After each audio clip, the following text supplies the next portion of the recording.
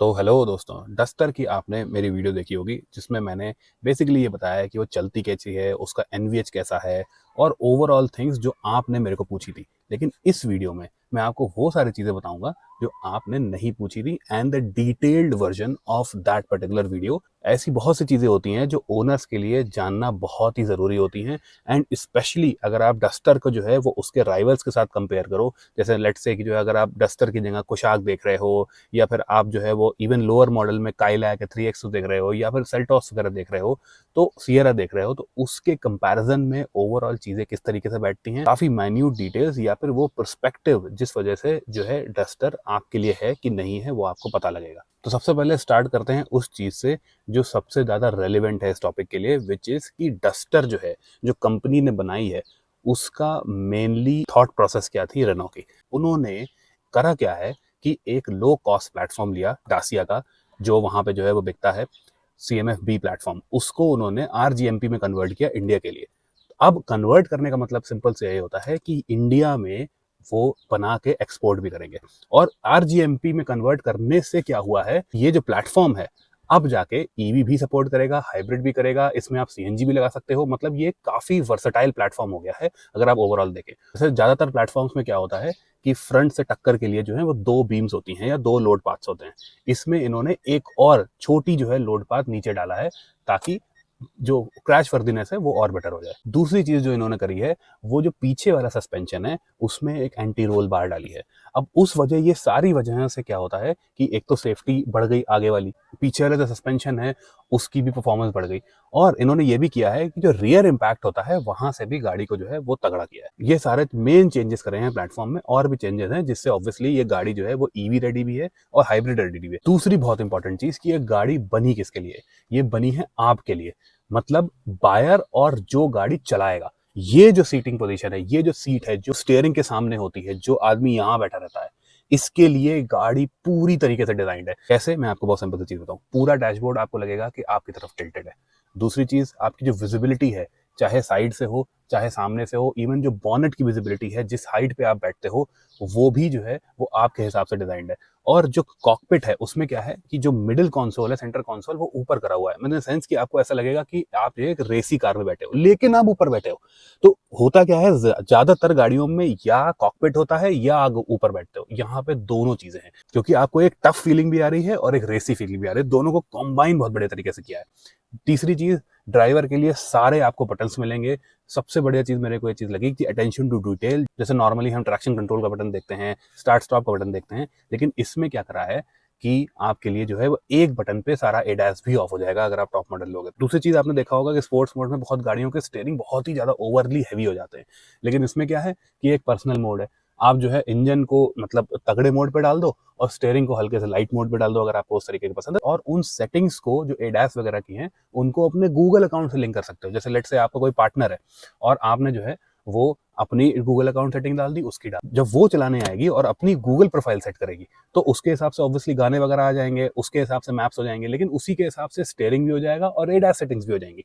तो ये बहुत ही पर्सनल टच है गाड़ी। मैं ये चीज चाहता था कि जो है ऑब्वियसली सभी कुछ हो रहा है तो एक मेमोरी सीट्स भी दे देते, वो भी उस हिसाब से अपने आप सेट हो जाती। तो वहां पे एक चीज रह गई। अब ड्राइवर्स की बात चली है तो एर्गोनॉमिक्स की बात कर लेते हैं, क्योंकि वो बहुत इंपॉर्टेंट है।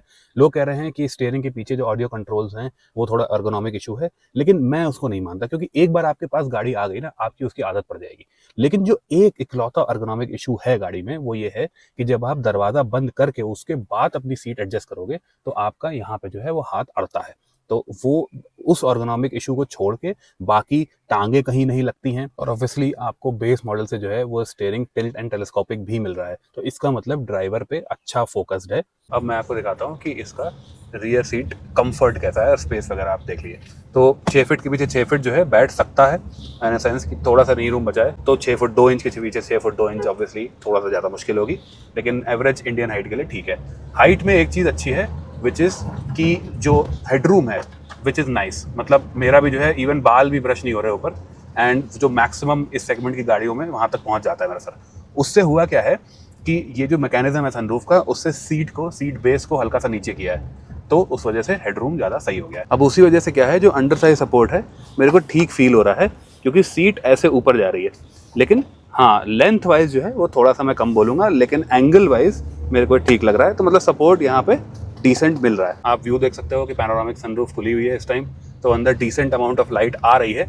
लेकिन ये बात हाँ मैं बोलूँगा कि इसके जितने भी वेरिएंट्स हैं उनके डार्क इंटीरियर्स हैं, तो जो वेरिएंट में सनरूफ नहीं होगी वो थोड़ा सा इंटीरियर्स अंदर से हल्का सा क्लास्ट्रोफोबिक लग सकता है, क्योंकि जो ओवरऑल सेंस ऑफ स्पेस है वो इसमें भी थोड़ा सा कम है। तो एवरेज इंडियन फैमिलीज़ के लिए जो हम लोग बोलते हैं कि 4 लोग बैठ जाएं, 4 अडल्ट्स और एक बीच में बच्चा बैठ जाए, उनके लिए डिसेंट रहेगा। बाकी एक चीज़ मेरे को अच्छी लगी, विच इज़ कि जितनी भी पावर विंडोज़ हैं वो सारी ऑटो अप डाउन, चारों के चारों पावर विंडोज़ हैं, विच इज़ आई थिंक एक और सेगमेंट में गाड़ी आती है जिसमें है यहाँ सनशेड्स हो सकते थे, क्योंकि अब मैक्सिमम गाड़ियों में आ रहा है। और आप ये चीज़ नोटिस करो कि ये जो रबड़ बीडिंग है इसकी, ये अंदर तक है। सीट बेल्ट देखिए तो हाइट एडजस्टेबल नहीं है, यहाँ पे आपको हुक्स मिल जाते हैं, 6 एयरबैग्स वगैरह तो ही। और ये जो आपके बटन्स हैं, ये बटन्स नहीं है एक्चुअल में, टच कंट्रोल्स हैं, तो ये चीज़ थोड़ा प्रीमियम टच दे रही है। अब एक और चीज़ बहुत ही इंपॉर्टेंट है, विच इज़ कि ये गाड़ी जो है थोड़ा घूमने वगैरह लोगों के लिए ज़्यादा बनाई गई है। जैसे सिंपल सी चीज़ है, बूट स्पेस बहुत बड़ा है, कितना भी आप सामान रख दो, 518 लीटर्स का up to the parcel shelf. उससे नीचे जो है मैक्सिमम गाड़ियों के 400 साढ़े 400 लीटर्स पे खत्म हो जाते हैं। उसके बाद जो रूफ रेल्स हैं उसमें 50 किलो का आप लोड डाल सकते हो, ऊपर जो है वो में भी कैंपिंग कर सकते हो, ये सारी चीज़ें जो है उसमें ऑप्शन है, बहुत सी गाड़ियों में नहीं होते हैं। लेकिन बस मेरे को एक चीज़ लगी कि घूमने घामने वाली आउटडोर्सी जो गाड़ी होती है, हल्का फुल्का लाइट ऑफ रोडिंग भी कर लो, वहाँ पे एक चीज़ गाड़ी में देना भूल गए, विच इज़ स्पेयर व्हील। तो स्पेयर व्हील जो है वो उसकी जगह पूरी है गाड़ी में, लेकिन आपको अलग से खरीद के लगाना पड़ेगा। और talking about more attention to detail, तो हमारा जो मैनुअल गियर बॉक्स वाला मॉडल है उसमें जो स्मार्टफोन की चार्जिंग है, वहाँ पे एक वेंट भी है उसको ठंडा करने के लिए, और एक मैक्स सेफ का जो है वो चिपकने वाला भी है। डीसीटी भी नहीं है, तो वो थोड़ी सी जो है वियर्ड चीज़ है, लेकिन कम से कम मैनुअल में है। इस गाड़ी या फिर किसी भी गाड़ी में आप कंफ्यूज हैं तो ऑब्वियसली आप जो है डिटेल्स डिस्क्रिप्शन में देख सकते हैं कार के कंसल्टेशन की। तो चलिए थोड़ी चीज़ें जान लेते हैं टच स्क्रीन और एमआईडी के बारे में।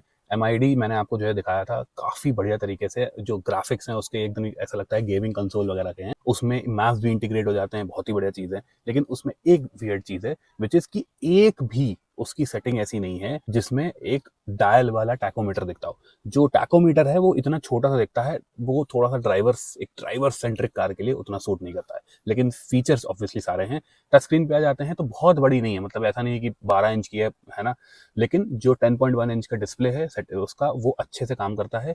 कहीं भी इतना हमने चलाई कोई लैग नहीं मिला, 12 घंटे के आसपास गाड़ी चलाई। हाँ, लेकिन एक चीज थी, विच इज की 360 डिग्री जो कैमरा था उसको कभी कभी जो है उसमें लैग आ रहा था, इन अ सेंस कि 360 डिग्री कैमरा की जो क्वालिटी है वो उतनी अच्छी नहीं है। हाँ, उसका जो एक तरीके से कॉम्बिनेशन है विद आगे 6 और पीछे 6 पार्किंग सेंसर, वो बहुत बढ़िया है। जब भी कोई आदमी आसपास आता है या फिर जब आप पीछे कर रहे होते हो और जो है वो नीचे कुछ पत्थर पड़ा रहता है, तो मैंने चीज नोटिस करी कि 360 डिग्री कैमरा अपने आप नीचे का दिखाने लगता है।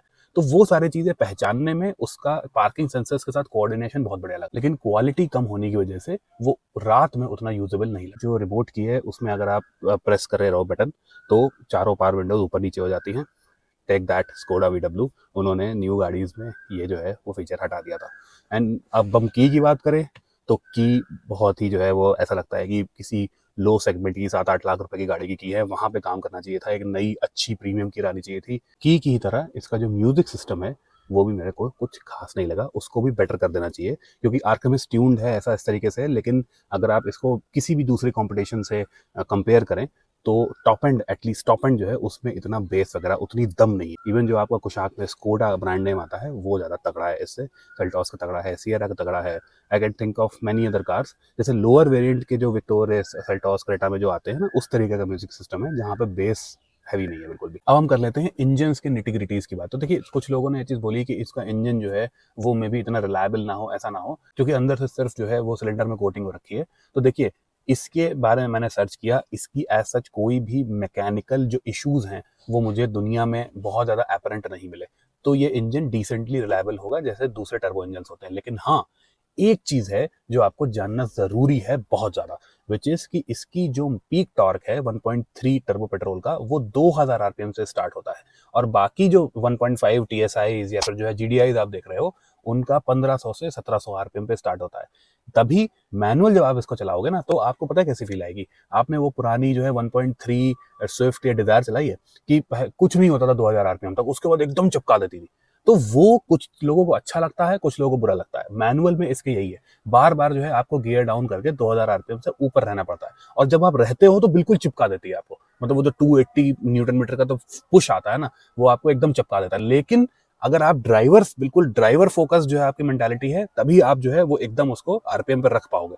लेकिन अगर नहीं है तो जो है मतलब आपको ये है कि मेरे को टॉर्क चाहिए लेकिन इतनी मेहनत नहीं करनी है, तो just go with the DCT. DCT की परफॉर्मेंस कैसी है वो आप मेरे पहले वाले रिव्यू में देख सकते हो, लेकिन बेसिक हिसाब किताब ये है कि it's not as fast as may be जो डीएसजीज, बट ये स्मूदर फील होता है especially in stop and go traffic में, क्योंकि ऑब्वियसली वेट क्लच होने की वजह से जो स्लिप होता है फर्स्ट टू सेकंड गियर का, जो सबसे हाईएस्ट टॉर्क का स्लिप होता है, वो ये मैनेज कर लेता है बेटर तरीके से। कुछ लोगों को ये चीज थी कि ये लॉन्ग टर्म के लिए कैसी रहेगी, तो देखिए एक चीज अच्छी है वो जो मैं आपको बता देता हूँ, विच इज की 7 ईयर्स की जो इसमें वारंटी मिल रही है, वो क्या है अपने आप बढ़ती रहेगी, इन सेंस कि आपने जो है वो लगातार जैसे लेट से 3 साल 4 साल 5 साल जो है सर्विस कराई, तो आगे की वो वारंटीज जो है बढ़ती रहेंगी। ऑब्वियसली रेनो ये चाहता है कि आप उन्हीं के पास सर्विस कराओ, तो इसी वजह से आप लेट से 6 साल आपने लगातार रेनो में सर्विस कराई, तो आपको मैक्सिमम 7 साल तक ऑटोमेटिकली आपकी वारंटी बढ़ती रहेगी। तो फिर आप इवन टर्बो डीसीटी भी ले रहे हैं, आपको 7 साल तक जो है, which is a decent time own करने के लिए गाड़ी, उस तब तक इशू करने की कोई जरूरत नहीं है, सोचने की जरूरत नहीं है। इवन अगर आप बम्पर टू बम्पर ट्रैफिक में चलते भी हैं, तब भी वो चीज कवर्ड रहेगी फॉर दैट टाइम। थोड़ा सा डिजाइन की बात कर लेते हैं, उसके बाद इसको कंपटीशन से थोड़ा सा एक बार जो है वो कंपेयर करके देखेंगे। तो सबसे पहली चीज ये, डिजाइन में फ्रंट से तो बहुत प्यारी है गाड़ी, मतलब there are no two with about it, especially white में तो बहुत ही बढ़िया लगती है। हम रियर से जब आते हैं ना, तो इसमें दो चीजें हैं, एक तो ये कनेक्टिंग टेल लाइट है, वो मुझे लगता है थोड़ा सा ओवरडन है। बाहर का जो डिजाइन है डासिया का वो बेटर था, लेकिन जब हम उसके नीचे बम्पर देखते हैं तो हल्का सा ना बाहर निकला हुआ है, और वो कुछ लोगों ने बोला कि उतना अच्छा नहीं लग रहा है। मुझे भी हाँ कह लो कि उतना अच्छा नहीं लग रहा है देखने में, लेकिन एक चीज आपने नोटिस करी होगी कि जिनके बम्पर बिल्कुल ही फ्लश्ड होते हैं ना, उनके बूट जो होता है उस पर सीधे इम्पैक्ट आता है पीछे से, तो वो थोड़ा सा जो बाहर निकला हुआ बम्पर है, वो थोड़े से जो बम्प्स होते हैं शहर में जो लगते रहते हैं, वो उल्टा बचा लेगा और बूट पे डेंट नहीं आएगा। एडास आप पूछ रहे थे, तो इसमें एडास जो है वो कैमरा बेस्ड आता है।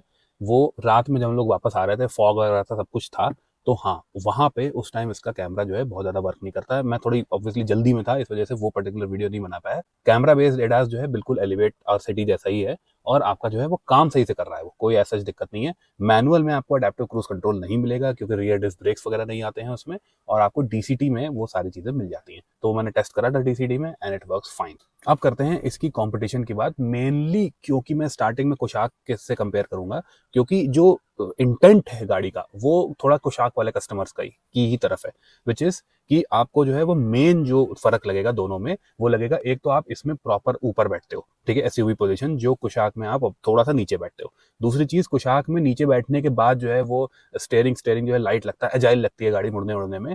इसमें आपको ऊपर बैठने के बाद भी अच्छी खासी हैंडलिंग में बढ़िया लगती है, इन सेंस कि हल्का सा स्टेयरिंग भारी आपको फील होगा कुशाक से, थोड़ा सा आप ऊपर बैठोगे तब भी आपको बॉडी रोल जो है वो मिनिमली फील होगा जैसा कुशाक का है। दूसरी चीज वो ये कि कुशाक की जो रियर नी रूम है वो कंसिडरेबली अमाउंट ज्यादा है इससे, मतलब पीछे अगर कोई बहुत लंबी टांगों वाला है, बहुत लंबा आदमी बैठ रहा है, तो कुशाक इज बेटर। बाकी लेकिन सारी चीजें होती हैं, जैसे साइज हो गया, चाहे बड़े बड़े गड्ढों में से तेज निकालने की जो कैपेसिटी हो गई, सस्पेंशन ट्रैवल वगैरह की, वो जो मजबूती फील हो रही है, वो इसमें ज्यादा अच्छी फील होती है। इसका सस्पेंशन जो है वो नॉइज भी थोड़ा कम करता है कुछ। तो अगर हम बिल्कुल बेस वेरिएंट देखें और बेस 1 लीटर इंजन को कुशाक के 1 लीटर से कंपेयर करें, वहां पे कुशाक का 1 litre engine is clearly superior. लेकिन दूसरे अगर आप ऑटोमेटिक्स की बात करो, जैसे कुशाक में 1 लीटर 8 स्पीड ऑटोमेटिक आया, तो उस प्राइस में जो है जाते जाते इसमें आपके पास 1.3 का डीसीटी आ जाता है। तो इसका 1.3 डीसीटी ज्यादा गौर से देखना, क्योंकि जो कुशाक का 1.5 डीएसजी है वो एकदम से बहुत महंगा है। तो इसी वजह से जो है अगर आपको 15 लाख रुपए के आसपास एक ऑटोमेटिक पावरफुल गाड़ी चाहिए, तो आप इस पे जो है वो ज्यादा फोकस कर रहे हैं compare to Kushaq 1 litre automatic. और मैं तो एक चीज बोलूंगा कि अगर आप बिल्कुल बेस वेरिएंट्स इन दोनों की गाड़ियों को देख रहे हो ना, देन और आपको ड्राइवर्स गाड़ी चाहिए, देन आप एक बार जो है वो ध्यान से काइलैक और 3XO को देखना, ठीक है, तो उसमें आपको ज्यादा बेटर चीज मिल जाएगी compare to these two car. दूसरी चीज मेरे को जो इसमें जो है थोड़ा सा इशू लगा, विच इज कि जो इसके मिडिल वेरिएंट्स हैं, इसमें उन्होंने रियर टेल गेट दे दिया है पावर्ड, वो ना देके वेंटिलेटेड सीट्स देनी चाहिए थी। तो वहां पे जो है वो थोड़ा सा वियर्ड हो जाता है। अगर आप जो है इवन टॉप एंड वेरिएंट देखो और दूसरी गाड़ी से कंपेयर करो, 18.5 लाख का मतलब लगभग 1.5 से 2 लाख रुपए सस्ता है ये सेल्टॉस और सियरा वगैरह से, तो वहां पे डिसेंट वैल्यू फॉर मनी है अगर आप फीचर्स देखो तो। हाँ मे बी 360 डिग्री कैमरा की क्वालिटी उतनी अच्छी ना हो, लेकिन सब कुछ है अवेलेबल, वो अच्छी चीज है। और जो इनका सेकंड वेरिएंट है जिसमें आपको 1.3 मैनुअल मिल जाता है, आपको जो है डीसीटी भी मिल जाता है, वो बहुत ही बढ़िया लगा मेरे को। 13 lakh manual, 14.5 lakh DCT with all major features. आपको क्रूज कंट्रोल मिल जाएगा, रियर वॉशर वाइपर मिल जाएगा, आपको जो है वो टच स्क्रीन वगैरह मिल जाएगी, इवन एमआईडी मिल जाएगी, बाहर से 17 इंच के अलॉय व्हील्स मिल जाएंगे। सारी काम की चीज़ें आपको सेकंड वेरिएंट से मिल जाती हैं and that's the best variant across. जो दो चीज़ें मेरे को गलत लगी, एक इनके मिडिल वेरिएंट में पीछे जो है वो पावर्ड टेलगेट है, वो नहीं हो गए, वेंटिलेटेड सीट्स होती तो ज़्यादा बेटर वैल्यू फॉर मनी हो जाता। और दूसरा, जो 1 लीटर इंजन है उसके साथ ऑटोमेटिक क्यों नहीं दिया? 14.5 लाख रुपए एक्स शोरूम, मतलब 16-16.5 लाख रुपए on road depending on the state automatic start हो रहा है, नहीं होना चाहिए था। ऑटोमेटिक बिल्कुल बेस 1 लीटर सीवीटी में देना था। तो वो वहां पे मैं बोलूंगा कि रेनो ये चीज लाओ। दूसरी चीज मैं ये चीज बोलूंगा कि प्लीज इसको get it tested at least from Bharat and gap. इस तरीके की फन टू ड्राइव गाड़ियों के जो कस्टमर्स होते हैं वो रेटिंग्स को बहुत ज्यादा ऊपर रखते हैं। तो गेट इट टेस्टेड, जल्दी से जल्दी भारत एंड कैब का रिजल्ट आ जाए इसका, एंड सही हो जाएगा ओवरऑल हिसाब किताब। बॉटम लाइन क्या है? बॉटम लाइन ये है कि अगर आपको एक ड्राइवर्स कार चाहिए, आपके पीछे जो है पीछे वाली सीट्स पे लेट्स से अगर माँ बाप भी बैठते हैं तो 5-8 से ज़्यादा नहीं, या फिर बच्चे बैठते हैं और आप घूमने फिरने जाते हो और आपको हाईवेज वगैरह जो है बहुत ज़्यादा पसंद है सिटी के लिए, इसके बहुत ज़्यादा सिटी हैवी ट्रैफिक आपको जाना है तो आप इसके हाइब्रिड का वेट करना। लेकिन फॉर नाउ घूमना फिरना है, मस्ती करनी है, आपको जो है वो राइड एंड हैंडलिंग के मजे लेने हैं, परफॉर्मेंस के मजे लेने हैं, आप इस गाड़ी पे जा सकते हो। बस इस गाड़ी में ये है कि 1 लीटर के साथ ऑटोमेटिक होना चाहिए था, स्पेयर व्हील होना चाहिए था, और 2-3 फीचर्स जैसे 60 डिग्री कैमरा वगैरह का बताया मैंने, उसकी क्वालिटी अच्छी होनी चाहिए थी। सीएनजी भी मैं तो बोलता हूँ होना चाहिए था। जो 1 लीटर इंजन है उसके साथ पोर्ट इंजेक्शन है, सीएनजी डाल सकते हैं जैसे नेक्सॉन में डाल दी। सेल्स के लिए जो है हमें ऑप्शंस देने पड़ते हैं और इस पर्टिकुलर गाड़ी के साथ और होने चाहिए। कुछ लोग बोल रहे हैं सेल्टॉस और सियरा वगैरह से जो है कंपेयर करो, तो मैं आपको फ्रैंकली ये चीज बताऊं, वो तो दोनों गाड़ियां हैं। सेल्टॉस आप मान लो एक ओवरऑल पैकेज हो गया, अच्छे इंजन हैं, स्मूथ ओवरऑल हिसाब किताब है उसका, लेकिन जो है वो इस तरीके की जो टॉट हैंडलिंग है उस तरीके की वो नहीं डिजाइंड है, वो थोड़ा क्रेटा की कैटेगरी में चली गई है। और जो आपकी सियरा है that's a different all together car. उसके क्या है कि स्पेस उसमें बहुत ही ज्यादा है, ठीक है, तो ज्यादा आपको लोग बैठाने हैं, वो उसके लिए बनी है, वो भी परफॉर्मेंस के लिए एक्चुअल में नहीं बनी है। तो दैट इज वाई वो डायरेक्टली कंपेयर नहीं होती है। यहाँ पे fun to drive factor is the key point. तो इसी हिसाब से जो है वो आपको इसको देखना है, टेस्ट ड्राइव करिए, लॉन्ग टेस्ट ड्राइव करिए। और मैं तो रेनो से ये चीज बोलूंगा कि अपने सारे डीलरशिप पे बता दो कि टेस्ट ड्राइव जो है वो लंबी देनी है लोगों को, तभी ये गाड़ी आपको बढ़िया समझ में आएगी। क्योंकि जो अंड्यूलेशंस होते हैं, जो स्टीयरिंग फीडबैक वगैरह होता है, वो छोटी मोटी टेस्ट ड्राइव पे नहीं समझ में आता है। और अगर आपको चलाने का शौक है, आप थोड़ा ड्राइविंग एंथुजियास्ट वाली जो फील है अगर आपको चाहिए, तो do consider this car, specially the 1.3 आपका पेट्रोल टर्बो। तो let me know in the comments बोलो आपको ये ओवरऑल एनालिसिस कैसी हुई। रात हो गई है, चलिए मैं अंदर जाता हूँ, अगली वीडियो में मिलेंगे, तब तक के लिए बाय।